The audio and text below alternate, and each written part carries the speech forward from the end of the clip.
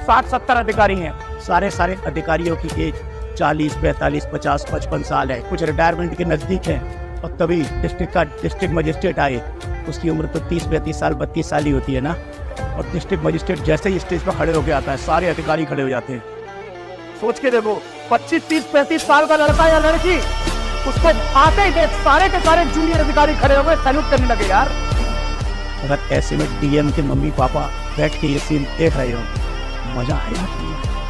हमारी कसम माँ बाप के यार, सच में उठे खड़े हो जाएंगे। वाह यार, क्या मेरी औलाद ने ऐसा सीन कर दिया कि सारे में सारा डिस्ट्रिक्ट सैल्यूट मारता है मेरे बच्चे को। आज अगर कभी बिहार के पटना जाए तो किसी बच्चे से पूछ लेना मनु महाराज कौन है, सब बोलेंगे कि एक ऐसा एसएसपी था जिससे क्रिमिनल की हालत खराब होती थी।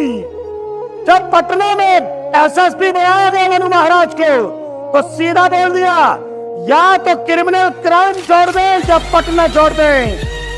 आधे क्रिमिनल ने पटना छोड़ दिया और आधों ने क्राइम छोड़ दिया। आईपीएस बनने का सपना अगर आंखों में पाना है तो सोच के पालना कि क्राइम खत्म करेंगे जिस डिस्ट्रिक्ट के एसपी बनेंगे, और जनता के आएंगे बेटा, ताकि सदियों तक जनता तुम्हारा नाम याद रखे। आईपीएस वो चीज होती है कि अगर वो चाहे तो क्राइम हो नहीं सकता। 18-19 साल की उम्र में एक लड़की के साथ रेप हुआ है। ये घटना अपने माँ को और अपने परिवार में किसी को बता नहीं सकती।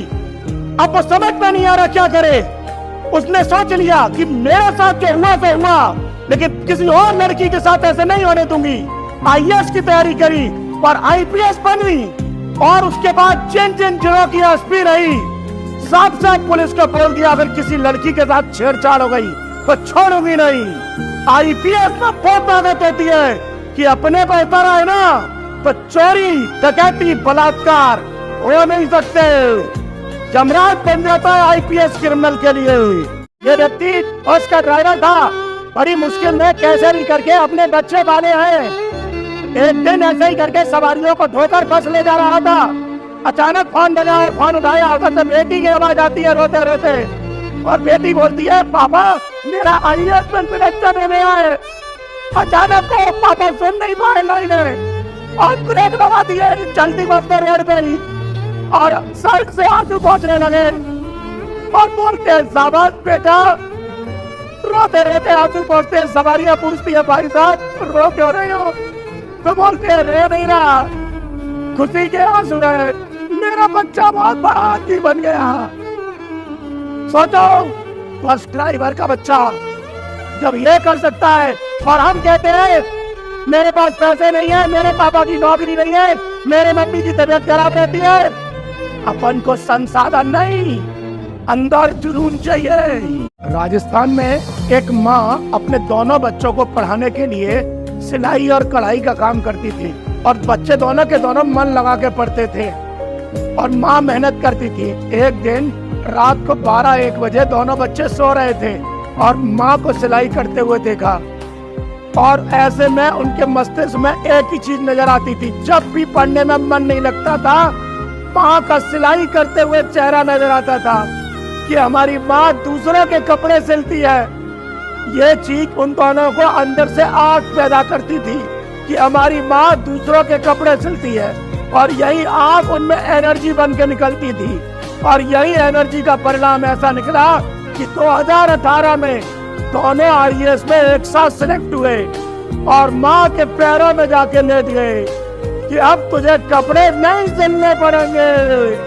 उत्तर प्रदेश में एक आईपीएस ऑफिसर है नवनीत सेकेरा। इन्होंने आईआईटी किया, और आईआईटी करने के बाद एक प्राइवेट कंपनी में नौकरी कर रहे थे। तब अपने पापा के साथ एक थाने में एक एफआईआर लिखाने के सिलसिले में जाते हैं, और थाने का जो प्रभारी होता है, थाना इंचार्ज होता है, वो इनके पापा के ऊपर डंडे से वार करने की कोशिश करता है, मतलब डंडे से मारने की कोशिश करता है।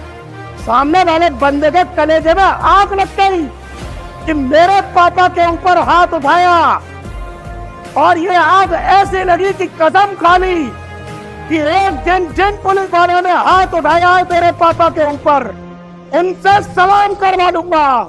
और सामने वाले ने आईएएस की तैयारी करी जानबूझकर, और आईएएस के लिए सिलेक्ट हुए, इतनी अच्छी रैंक आई।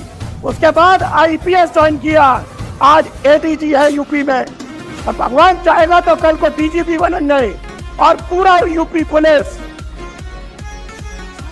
तुम्हारे पापा पुलिस में कांस्टेबल है, तुम्हारे पापा सब्जी का ठेला लगाते हैं, तुम्हारे पापा ऑटो चलाते हैं, तुम्हारे पापा बस में ड्राइवर है, या तुम्हारे पापा किसान है और किसी छोटे पद पर है, और फिर भी तुम्हारे कलेजे में पढ़ाई करने के लिए आग नहीं है, तो ऐसी औलाद होना बेकार है। सोच के देखो, अगर तुम किसी मुकाम पर पहुंच गए, कलेक्टर बन गए, एसपी बन गए, और अगर कलेक्टर की कुर्सी पर बैठने से पहले आपने पापा से कह दिया, पापा मेरे बैठने से पहले आप बैठो इस कुर्सी पर, सच बता रहा हूं, पापा रो जाएंगे।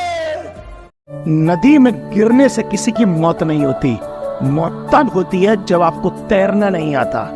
इसी प्रकार परिस्थितियों से किसी की मौत नहीं होती, मौत तब होती है जब आपको परिस्थितियों से निपटना नहीं आता। याद रखना, समस्याएं सबकी जिंदगी में है, चाहे जिंदगी मेरी हो, चाहे जिंदगी तुम्हारी हो, चाहे जिंदगी उसकी हो, चाहे जिंदगी उसकी हो, बस समस्याओं से निपटने का हुनर सीख लो। इंडिया में लाखों करोड़ों लोग रात को भूखे सोते हैं, किसी को किसी के दर्द का एहसास नहीं होता। तमिलनाडु का एक डिस्ट्रिक्ट है करूर, उस डिस्ट्रिक्ट के डीएम को पता चला कि एक महिला पिछले 3 दिन से खाना नहीं खाया है, और बूढ़ी है 80-85 साल की, उसके सारे बच्चे एक्सपायर हो गए हैं और उसने खाना नहीं खाया। डीएम खुद अपनी पत्नी से हाथ से खाना बनवा के ले गया और बूढ़ी मां से कहता है, मां थाली निकालो, खाना खाएंगे। खाने का मेरे घर में थाली नहीं है। वो केले का पत्ता तोड़ के लाया डीएम, और खुद खाना खाया और महिला को खिलाया, और अधिकारियों को ऑर्डर दे दिया कि कोई भी बुजुर्ग व्यक्ति भूखा नहीं सोना चाहिए। सुप्रीम कोर्ट का ऑर्डर है कि भोजन का अधिकार, राइट टू फूड, आर्टिकल 21 में आता है। डीएम हो तो ऐसे